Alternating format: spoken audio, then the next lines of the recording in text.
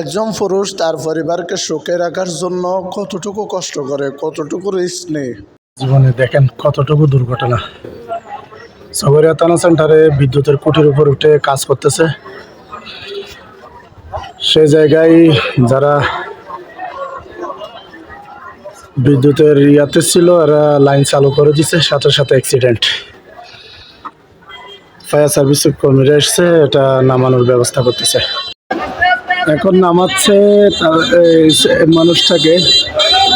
আসলে পুরুষের জীবনের রিস্ক নিতে হয়, এটাই রিস্ক নিতে গিয়ে দেখেন ওনার সবকিছু শেষ, ওনার জীবনটাই শেষ হয়ে গেছে।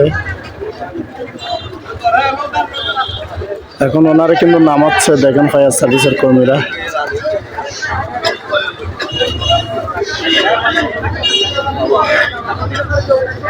একজন পুরুষ তার পরিবারকে সুখে রাখার জন্য কতটুকু কষ্ট করে, কতটুকু রিস্ক নেয়।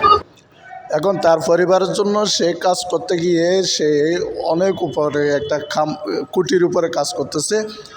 কাজ চলাকালীন অবস্থায় ওদের বিদ্যুতের অফিস থেকে লাইনটা চালু করা হয়েছে। চালু করার সাথে সাথে লোকটা ওখানে উপরে পড়ে গেছে।